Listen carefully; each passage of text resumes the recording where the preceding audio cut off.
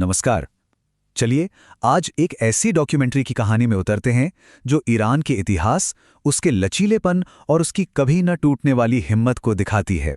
हम जिस डॉक्यूमेंट्री की बात कर रहे हैं वो इसी गहरे सवाल को उठाती है और इसका जवाब ढूंढने के लिए वो ईरान का उदाहरण लेती है, ये समझने के लिए कि आखिर कैसे कोई देश हिम्मत, सही रणनीति और बस टिके रहने के जज्बे के दम पर हर मुश्किल को पार कर जाता है।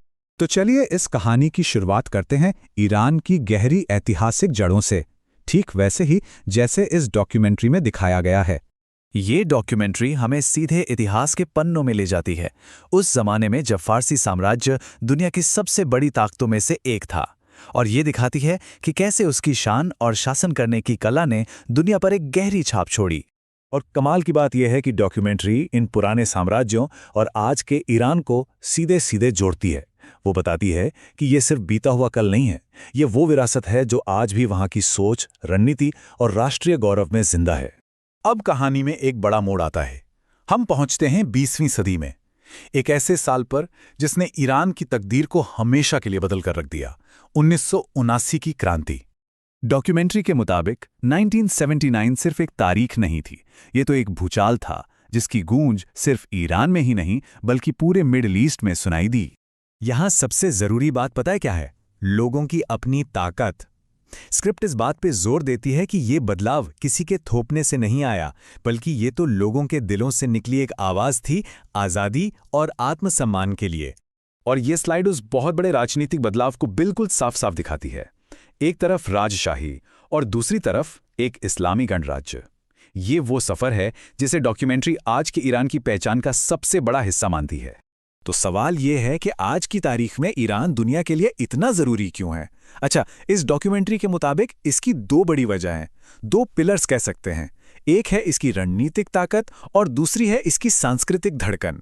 तो चलिए इन्हीं दो पहलुओं को थोड़ा और गहराई से समझते हैं कि आखिर वो क्या चीज़ है जो ईरान को ग्लोबल स्टेज पर इतनी अहमियत देती है। तो सबसे पहले बात करते हैं हार्ड पावर की, मतलब वो ताकत जो दिखती है। ईरान के पास तेल और गैस के इतने बड़े भंडार हैं और दुनिया के सबसे जरूरी समुद्री रास्तों में से एक स्ट्रेट ऑफ होर्मुज पर उसका कंट्रोल है। जाहिर है इन चीजों की वजह से वो ग्लोबल इकोनॉमी और सिक्योरिटी का एक बहुत बड़ा प्लेयर बन जाता है। लेकिन कहानी यहीं खत्म नहीं होती। जैसा कि डॉक्यूमेंट्री बताती है, ईरान की असल ताकत सिर्फ तेल या मिलिट्री में नहीं है, इसका एक बहुत गहरा और बहुत ही पावरफुल कल्चरल असर भी है, और इसे ही कहते हैं सॉफ्ट पावर।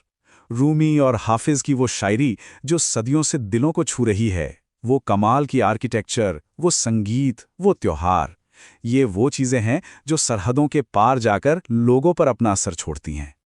और अब आते हैं कहानी के आखिरी और शायद सबसे अहम हिस्से पर, एक ऐसी क्वालिटी जो डॉक्यूमेंट्री के हिसाब से ईरानी जज्बे की असली पहचान है, आत्मनिर्भरता। मतलब इस डॉक्यूमेंट्री का तर्क यह है कि ईरान की असली ताकत का पता तब चलता है जब वो मुश्किलों का सामना करता है, चाहे वो जंग हो या फिर कड़े आर्थिक प्रतिबंध। हर मुश्किल ने उसे तोड़ा नहीं बल्कि और मजबूत बनाया है। और ये सिर्फ टिके रहने की बात नहीं है, ये तो मुश्किलों के बावजूद आगे बढ़ने की जिद है।